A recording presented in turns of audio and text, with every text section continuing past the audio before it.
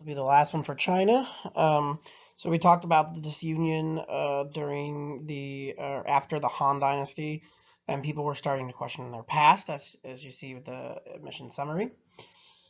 And we already know that a lot of people turned to Buddhism because they were suffering and things like that, and Taoism. But a lot of people were trying to fix it, and so we're going to see a lot of things that they tried to do to fix China and what kind of things they came up with.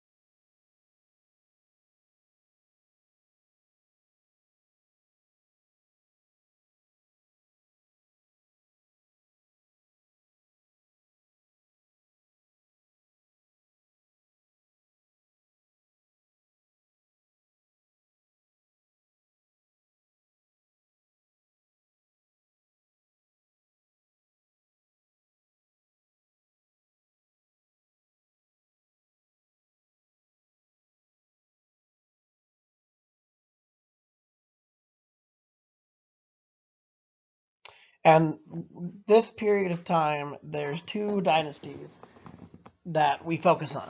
One is the Tang Dynasty, and the other is the Song Dynasty. They are where we have all the improvements to society, basically. So your essential question is, what were some of the Chinese major advancements or achievements? Remember that anything in yellow, you write in your own words. Anything in red, stop. I mean, copy down exactly. Anything in green, you don't have to write down. So, we understand that the Han Dynasty kind of disintegrated because they weren't protecting their people, right? They weren't treating their people very well. It's one thing to have them all follow your rules. It's another thing to have them like live a good life. So during the Tang and Song dynasties, we have a new type of government called a meritocracy. Before meritocracies, China was basically built on birth. If you were born into a royal family, you stayed in a royal family. If you were born a peasant, you're going to be a peasant, or a poor person, not necessarily a peasant. Um, and this changed with the Tang and Song dynasty. We have the meritocracy, which is not built on birth, but what you can do for the government. And that's called merit, how much merit you have, or how much good abilities basically you have. So the way that they determined uh, who had merit and who did not have it was a series of tests. They were very, very difficult, Most of them were, actually all of them, were about Confucianism, which is still bringing in that ancestor worship and being a good citizen, following the rules, which is what they wanted. But also, it is giving poor people the chance to become richer.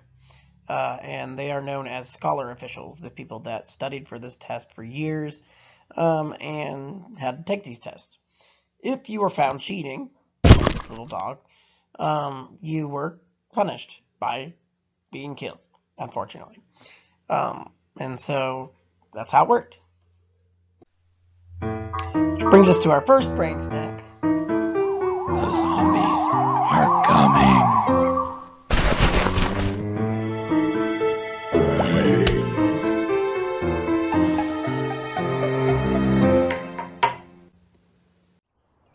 And it's called Simmet. Sorry. Galaparo? Vima? Di ba ta solo? Chukas! And that's The Sims, if you didn't know. So we're going to play a game. Welcome to Leader. Connection, where old-fashioned romance meets modern-day technology, where you hear all the intimate details of a first date. And now, here's the host of Leader. Connection, Chuck Woolery. Hey, Ben. So we're going to play Leader Connection. I'm going to give you two options of a leader and who you would rather have as your leader. You're going to vote on it. And we did vote. Contestant 1 is born into a royal family. His brother was the former king. He has some education from private tutors. Very wealthy. Claims to represent God. Whether that's true, to be seen. Contestant 2 was born into a poor family, but he trained as a lawyer at Harvard University. No family history is in ruling, so no experience, but he does claim to represent the people. So we voted, and most people voted for contestant 2. Guess what? Contestant 2 represents meritocracy. Contestant number 1 is what old China was like. So there you go. We're going to talk about inventions of China. There's a lot of them. And we're going to do our second brain snack. The zombies are coming. Brains.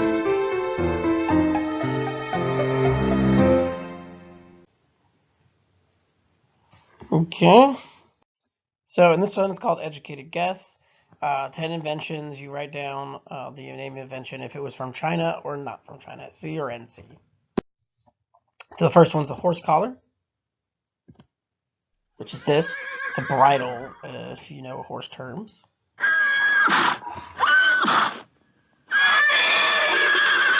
And I'll stop it. It goes on forever.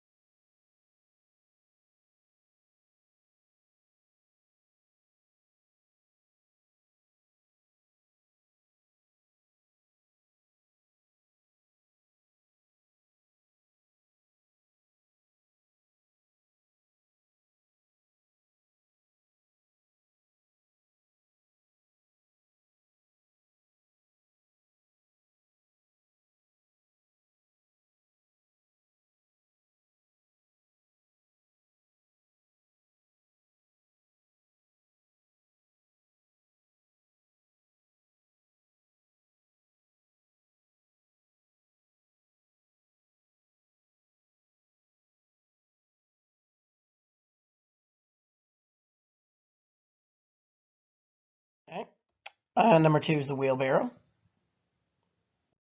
Number 3 is paper money. I know this is Chinese right here, but older ones. This is from like World War II. Cast iron is number 4. Gunpowder is number 5. There we go.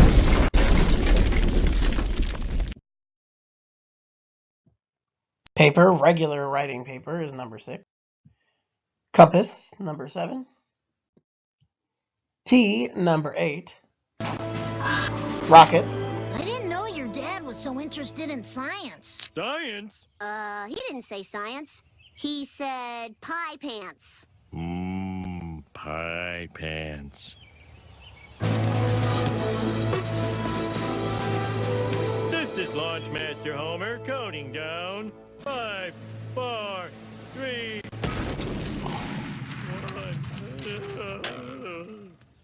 My eyebrows! My beautiful eyebrows! Over here, Governor. The word unblowupable is thrown around a lot these days, but I think I can say with confidence that... Okay, that shows you what could potentially happen. What was that? Greetings from Netity Space Center on Cape Flandaveril. We noticed your Sky Row Technics and thought we'd join in. Ooh, looks like a perfect landing. Wow! Did you see that yacht control? So there you go, rockets. Woodblock printing. And now for all the answers. All of them were discovered by the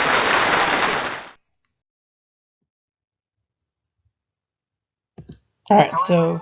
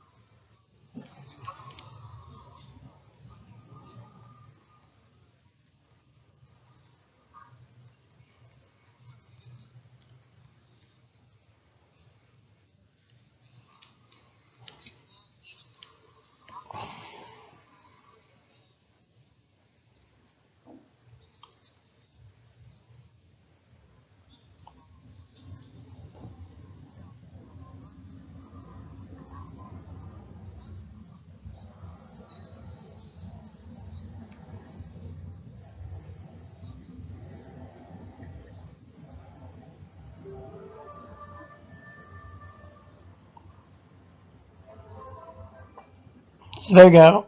So it's a compass. Allows them to go farther places, go at sea, explore things, that kind of thing. Paper was also invented in China. It was used as clothing and blankets first because it was so thick. Later, it was used for writing and money.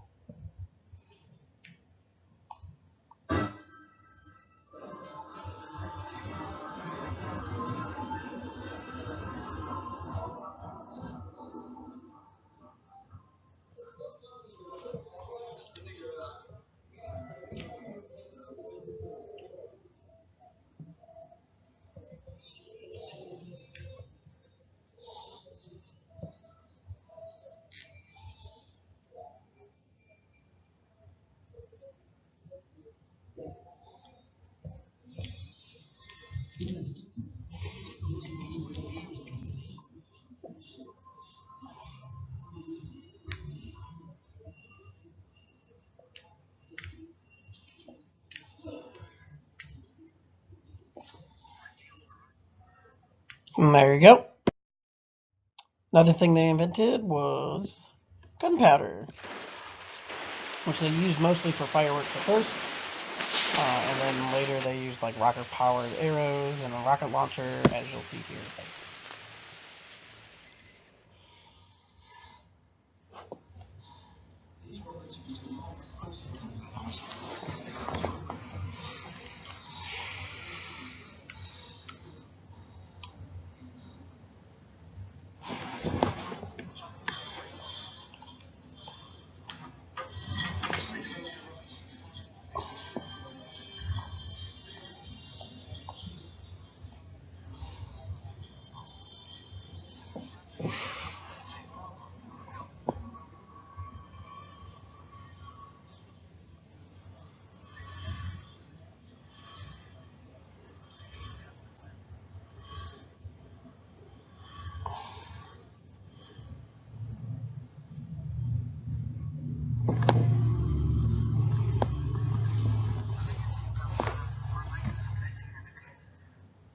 Okay. And finally, they also developed new farming techniques. They used irrigation to move out water to their rice paddies because they need a lot of water for their rice paddies. So lots of good stuff from the Tang and Song dynasties.